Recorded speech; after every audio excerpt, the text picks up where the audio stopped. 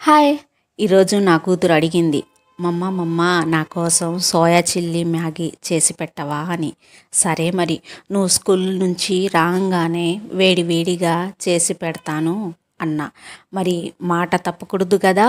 పిల్లల కోసం వేడి వేడిగా సోయా చిల్లీ మ్యాగీ చిటికలో చేశాను. ఎలా చేశానో చూపిస్తాను చూడండి.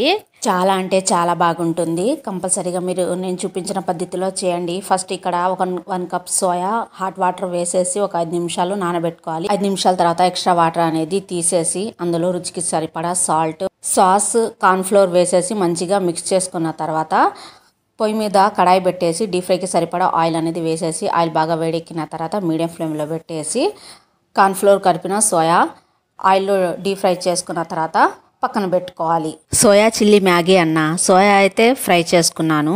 మరి కొన్ని ఇంగ్రీడియంట్స్ కట్ చేసుకోవాలి కదా, చూపిస్తున్నాను చూడండి. వెల్లుల్లి, అల్లం, పచ్చిమిర్చి, ఉల్లిపాయ, క్యాప్సికమ్ ఇలా కట్ చేసి